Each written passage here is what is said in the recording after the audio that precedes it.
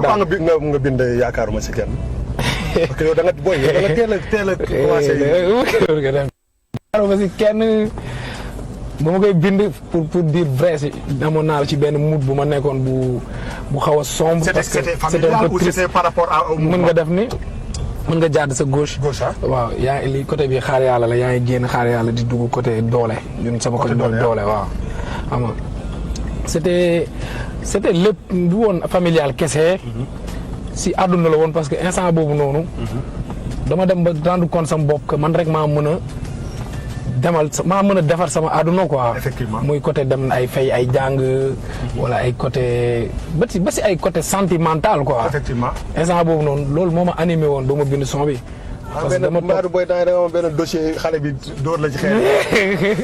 ay wax sentimental de. bon waaw c'est man. est-ce que du loolu non bon xam lu neex mais du loolu. oto bi man aw ma lu may nëbbu man aw ma lu may nëbbu. mais xaar ma la xam lu neex si oto yow man maa ngi ñëw. kenn raxu man maa ngi ñëw kenn raxu ñu ñëpp. des fois am na ñuy wax ci oto bi du génn sax ci biir. dégg nga grave yi. waaw gën nga dugg nii côté bi après ñu wiiri waat. boo duggee côté bi mooy lew na parce que bëgg naa nga. waaw dafa am solo non nit ñi xool ko. c'est important kon ñii lañ doon nekk di jouer ay PlayStation. ndeysaan loolu moo naroon yàgg suñu jàng. waaw di utiliser. nga ne sentimental ma ne sentimental tam amoon na si. waaw parce que tamit moment boobu noonu du ma woon dara quoi. pour dire vrai et wax dëgg yàlla. peut-être nag xëy na si ku ma daloon c'était pas trop genre man ak moom xëy na du woon loolu. kër gii nii jàngee naa fi. kon kii yow kër gii. waaw booy day. non maa ngi ñëw loolu si benn détail la. beneen bi c'était par rapport ak man sama avenir genre ay war a dem jàngi wala yu demee noonu. mu leer ma ni université bi c'était pas du tout ça. après ma ne man instant bii nii li ma soxla man rek maa ko mën a may sama bopp du question de ay moyens du question de ay par exemple.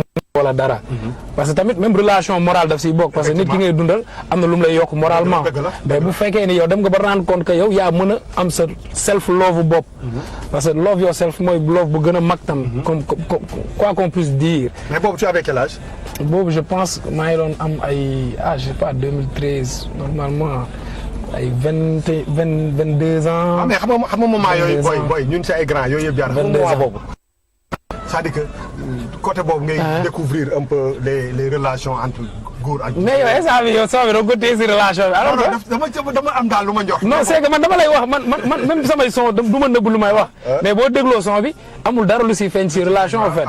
parce que daf si bokk rek man ma jàngaat parce que nit di nga subir benn affaire mu jàngal la leneen loo xam ne bokkuñu sax. après noonu laa bindee son bi gars yi bëri commencé seetlu. peut-être façon bi may riimee. bokkul ak yeneen gars yi ñuy riimee façon bi may rabee ainsi de suite.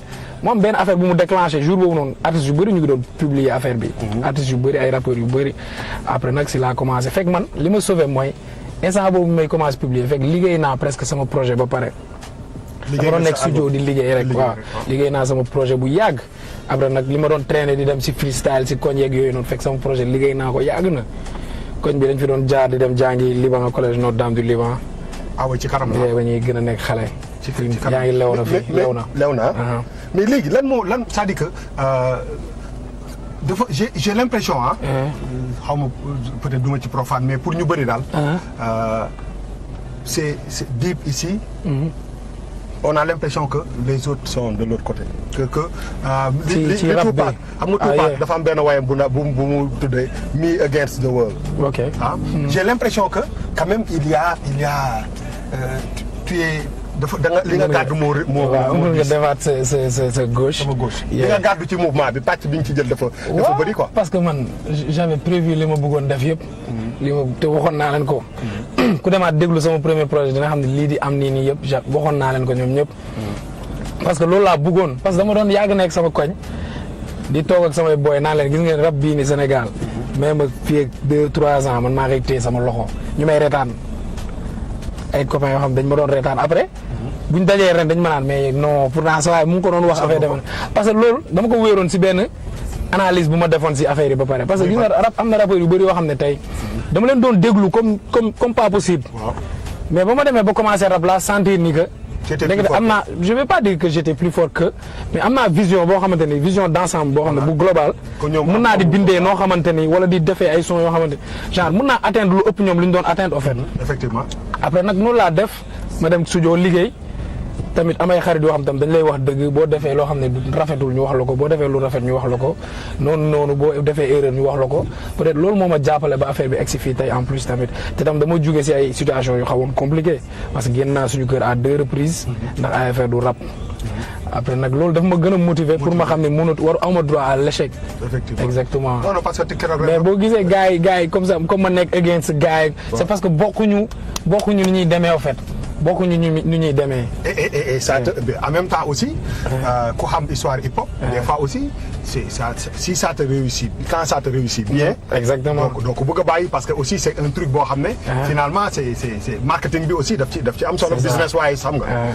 léegi man je dama lay bàyyi xel di déglu te dama gis ñu bëri nañ lay déglu mais c'est-à-dire que je commence à dégg ci sa musique que tu veux pousser le bouchon beaucoup plus loin c'est-à-dire que à la limite pas génn ci hip-hop bi mais jël hip-hop bi utal ko benn identité boo xam ne day parce que on retrouve maintenant dans ta musique quand même beaucoup de choses c'est comme si tu étais devenu un vrai chanteur à la limite que bañ a rester ci rap bi rek quoi xam nga am na ay rappeurs yoo xam ne dañuy jéem a wayantu mais je pense que je trouve que tu essayes de pousser loolu lan c'est-à-dire que sa base musicale fan la jógee lan moo lay ci woy bi quoi waaw bon ba ma nekkee internat dañ doon woy à l'église dañ doon nekk ci chorale man dama yàgg bëgg woy yàgg déglu musique ba may nekk xale te damay déglu toutes sortes de musique façon bu mu mënti nekk dama koy déglu je suis tout le temps sur YouTube di xool lu génn ak lu génnul yenn artistes ñoom lañ gën a streamer ban son mooy number one exactement instant bi dans le monde yooyu yëpp dama koy suivre après nag loolu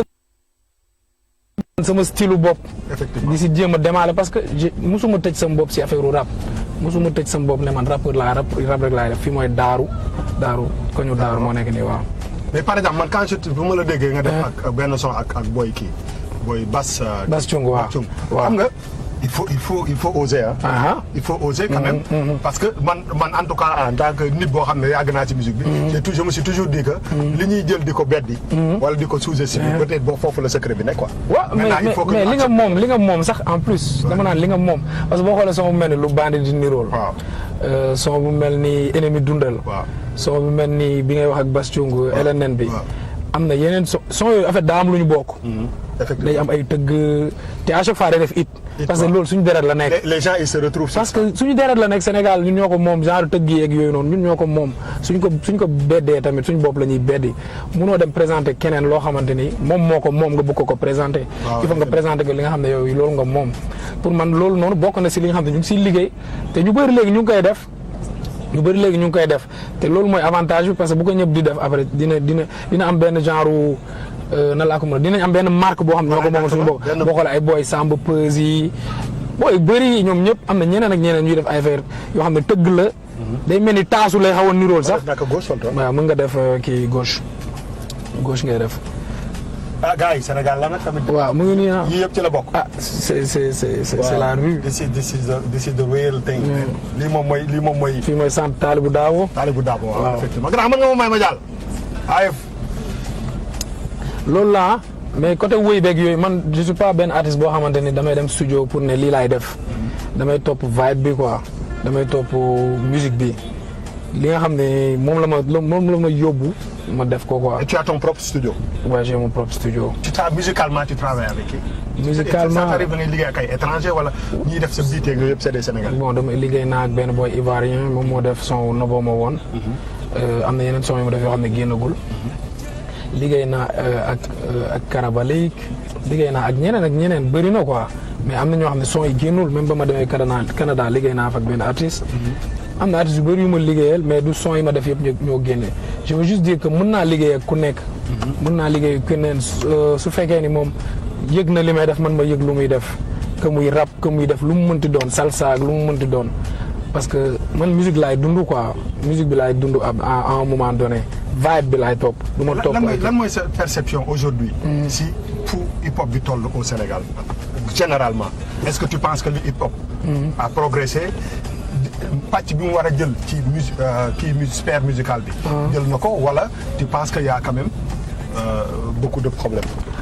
Oui certes il y a beaucoup de problèmes mais je vais dire que ñu ngi commencé ñëw ndànk-ndànk parce que boo xoolee jeunes yi ñooy déglu hip hop en général. te Sénégal jeunes yi ñoo fi ëpp. donc pour xëcc leen rek c'est trop simple parce que message yu ñuy balancer ci musique hip hop ay message yu jeunes la. te jeunes yi ñun ñoo koy déglu ñun ñoo ko comprendre ñun ñoo koy vivre léegi ak yeneen yoo xamante ni c'est un peu politique et cetera ba léegi mu ngi jot mag yi donc pourquoi pas hip hop bi war fi nekk musique bu gën a mag parce que dans le monde boo xoolee léegi hip hop bi moo commencé jël musique bu gën a mag. boo xoolee ay France ay dëkk yu bëri mu ngi koy commencé récupérer donc Sénégal day ñëw parce que jeunes yi ñooy màgg. loolu moo tax instant bi nii y a beaucoup de rappeurs parce que rap yëfu jeune la comme le football et cetera am na rappeurs yu bëri pour man loolu facteur bu baax la mais li ma gën a gis ni moo ñu mën a jàppale mooy internet. te gars yi ils sont à fond là-dessus. peut-être concurrence bi tam mën na jàppale le fait que ñii di ku nekk bëgg nekk ci kaw ku nekk bëgg nekk numéro 1 mën nañu jàppale tout mais lenn rek moo ñu xaw a téye te à chaque fois je le répète. mooy côté liberté bi surtout. liberté ça veut dire maanaam côté bi ñuy naan ay non lii du rap lii mooy rap. bàyyi leen lii ngeen def tënk nañu après tamit rappeurs yi parfois xamuñu seen valeur au fait parce que tant que xamuñu suñu valeur kenn duñu jox suñu valeur bu fekkee da ngay def rap nangu woo si def moyen ngi si war a def. nangu woo suñu lay woo pour fay la concert nangu woo bañ yenn cachet yi. rap bi du mës a am gëdd bu mu am. boo xoolee yenn mbalax maan yi amuñu xaalis. mais ils font tout pour sol lu rafet. ils font tout pour nekk si oto bu rafet. alors que loolu nekkul si rap bi. c'est ça le problème mais mu ngi ñëw pa ndànk parce que benn rappeur bu gisee moromam def ko da koy bëgg a def benn morom keneen ki noonu ainsi de suite parce que rappeur dafa am ego. moo tax man j'ai espoir que ni mën na changer mais tant que jëluñu suñu bopp yóbbu ko si beneen niveau.